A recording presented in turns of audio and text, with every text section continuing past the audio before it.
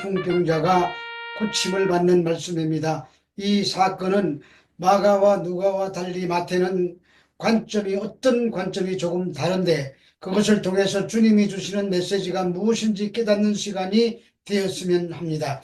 우선 마태복음 4장 17절에 이때부터 예수께서 비로소 전파하여 이르시되 회개하라 천국이 가까웠느니라 하시더라라는 말씀이 있습니다. 예수님께서 공생애를 시작하시면서 하나님의 나라가 이 세상에 임한 것을 선포하시는 말씀입니다. 천국은 하나님의 나라입니다. 그래서 중요한 것은 나라라는 개념입니다. 나라가 있으면 권세가 있어야 하고 권세의 끝에는 영광이 따라와야 합니다. 그래서 먼저 마태복음 5장에서 7장은 나라는 어떤 나라인가를 설명해 주시고 8장에서는 그 나라의 권세가 어떤 권세인지 병자 치료와 폭풍을 다스리고 귀신을 쫓아내는 권능을 통해서 드러내셨습니다. 이제 이 세 가지 주제 가운데 영광만 남았는데 이 영광이 어떤 영광인가를 중풍병자를 고치시는 사건을 통해서 말씀하고 계십니다. 마태복음 9장 1절에서 2절의 말씀입니다. 예수께서 배에 오르사 건너가 본 동네에 이르시니 침상에 누운 중풍병자를 사람들이 데리고 오거늘 예수께서 그들의 믿음을 보시고 중풍병자에게 이르시되 작은 자야 안심하라 내 죄 사함을 받았느니라. 다시 가버나움 본 동네에 왔습니다. 그때 침상에 누운 중풍병자를 데리고 왔습니다. 그러자 예수님께서 그들의 믿음을 보시고 중풍병자에게 작은 자야 안심하라 네 죄 사함을 받았다고 선언하십니다. 이 짧은 말씀 속에는 많은 진리가 녹아 있습니다. 첫째, 여기 침상에 누운 중풍병자는 사지가 마비된 자입니다. 그리고 이 환자를 메고 온 사람들이 중풍병자의 친구라는 말이 있는데 성경 어디에도 친구라는 말은 없습니다. 다만 그들이 같은 마을에 살고 있는 것만은 확실합니다. 중풍병자를 메고 왔는데 거기에 바리새인과 율법 교사들이 귀를 막고 앉아 예수님의 말씀을 듣고 있어서 들어갈 틈이 없었다고 합니다. 그래서 옥상으로 올라가 지붕을 뜯습니다. 당시의 집은 짓는 재료가 나무가지와 같은 것으로 얼기설기 엮어서 만든 지붕이었기에 뜯기가 쉽습니다. 그 집 안에 앉아있는 사람들도 같은 마을 사람들이고 환자를 메고 온 사람들도 같은 마을 사람들입니다. 그런 가운데 예수님께서 그들의 믿음을 보셨다고 합니다. 그리고 침상에 누운 환자를 고치셨습니다. 8장에서도 백부장의 믿음을 보시고 백부장 하인을 고쳤습니다. 그 패턴이 똑같습니다.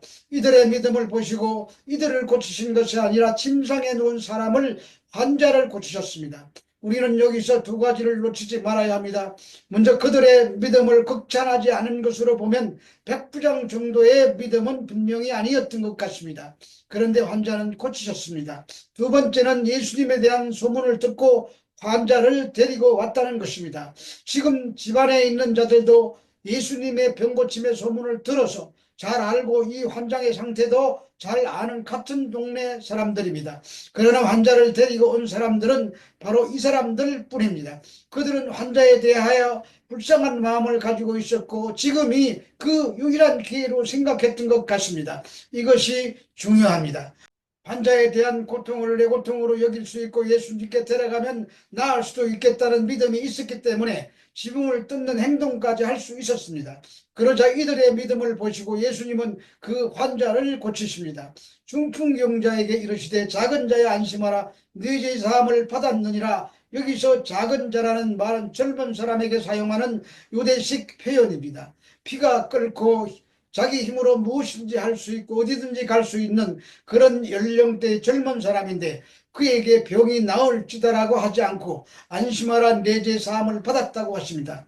그런데 오늘 성경에 있는데 우리 말 성경에는 보라라는 단어가 빠져 있습니다. 아주 중요하고 크고 놀라운 사건을 말씀하기 위해서 주목, 여기 봐라는 뜻입니다.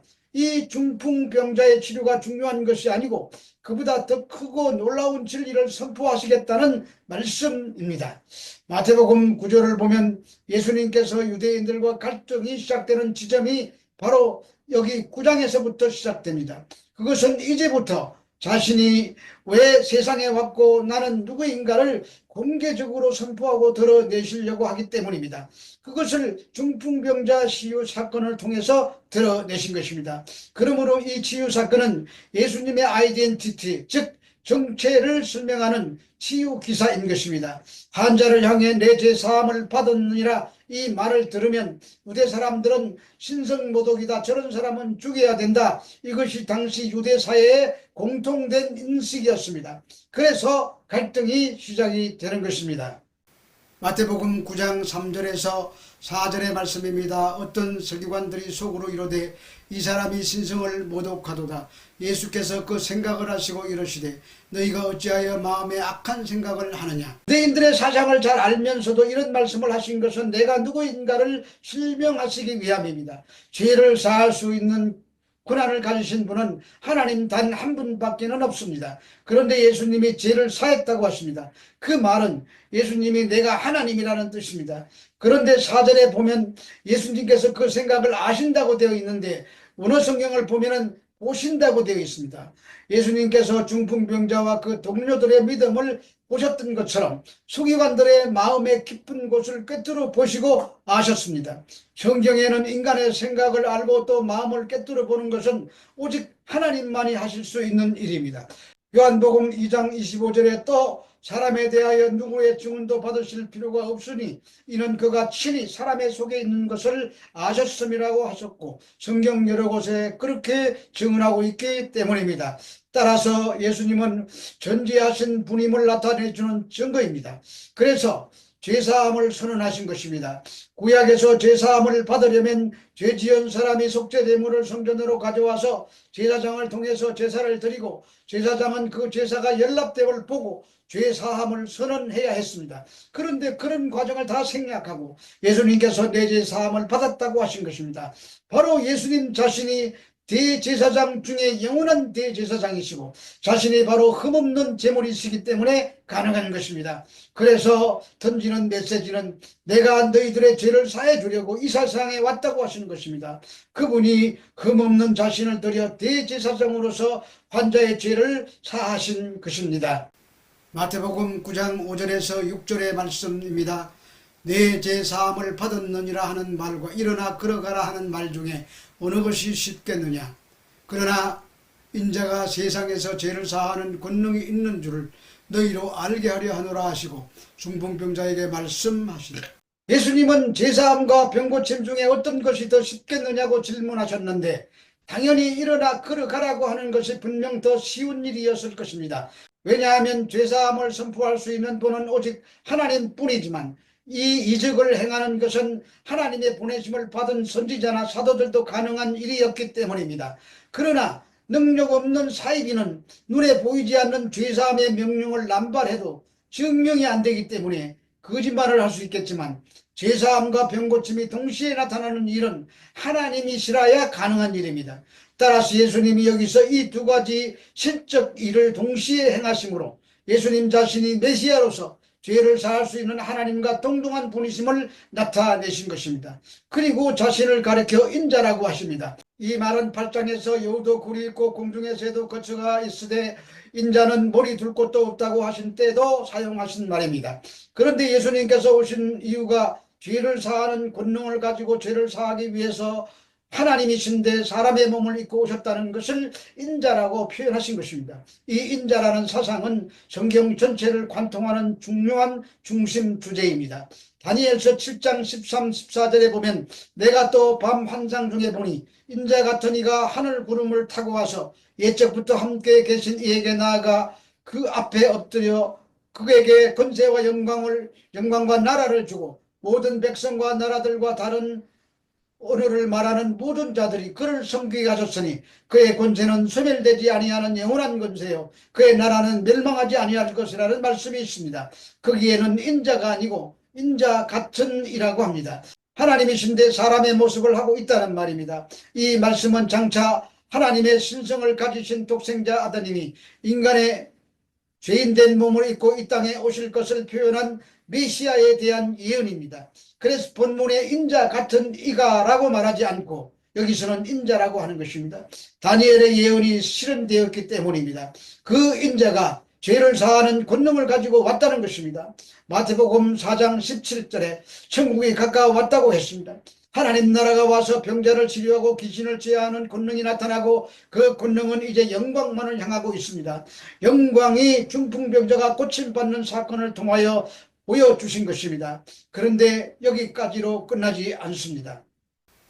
마태복음 9장 7절에서 8절의 말씀입니다. 일어나 내 침상을 가지고 집으로 가라 하시니 그가 일어나 집으로 돌아가거늘 무리가 보고 두려워하며 이런 권능을 사람에게 주신 하나님께 영광을 돌리니라.